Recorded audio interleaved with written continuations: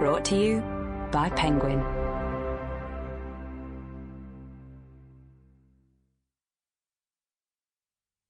What a Carve Up by Jonathan Coe. Read by Alex Jennings and Jeff Rawle. Prologue, 1942 to 1961. Tragedy had struck the Winshaws twice before, but never on such a terrible scale. The first of these incidents takes us back to the night of November the 30th, 1942, when Godfrey Winshaw was shot down by German anti-aircraft fire as he flew a top-secret mission over Berlin. The news was enough to drive his elder sister, Tabitha, clean out of her wits. It is a curious irony that this same Tabitha Winshaw should be the sponsor of this book. Yet the facts must be stated. From the very moment she heard of Godfrey's demise, Tabitha has been in the grip of a grotesque delusion that the killing was the work of his own brother, Lawrence. Tabitha was 36 years old when Godfrey died, a spinster.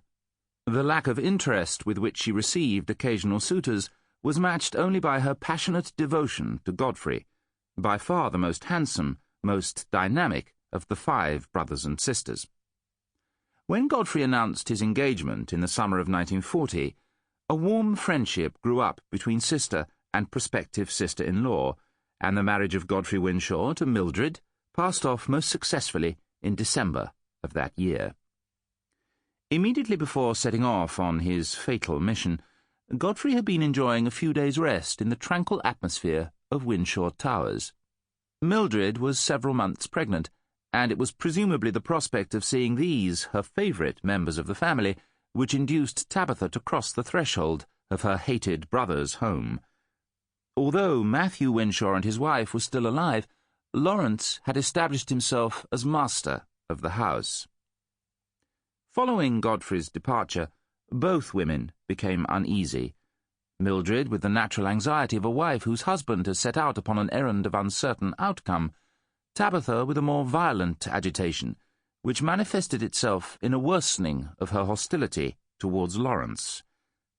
Her irrationality was already evident from a foolish misunderstanding which had arisen only a few days earlier.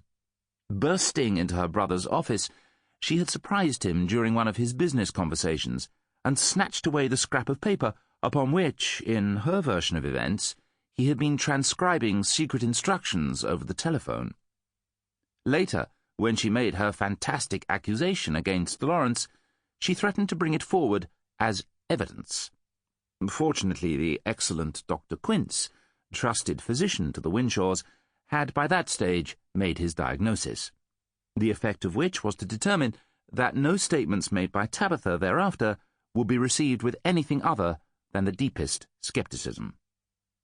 History, incidentally, seems to have vindicated the good doctor's judgment, because when certain of Tabitha's relics came into the hands of the present writer, the scrap of paper was found to contain nothing more remarkable than Lawrence's scribbled note, asking for a light supper to be sent up to his room.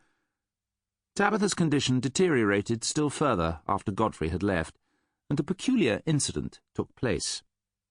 This grew out of another of Tabitha's delusions, that her brother was holding secret meetings with Nazi spies in his bedroom. Time and again she claimed to have caught the distant murmur of voices talking in German.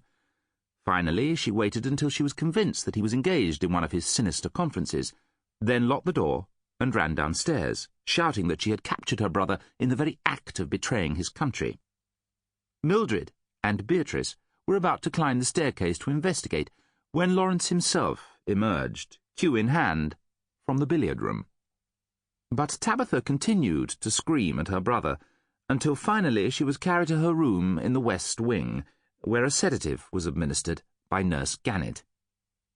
Such was the atmosphere at Winshaw Towers as the deathly silence of nightfall spread itself over the venerable old seat, a silence which was to be broken at 3 o'clock in the morning by the ringing of the telephone and the news of Godfrey's terrible fate. No bodies were ever recovered from that wreckage. As soon as Tabitha heard the news, she had thrown herself into a frenzy. Among the instruments of violence with which she had attacked Lawrence were candlesticks, golf umbrellas, razor blades. Sample complete. Ready to continue?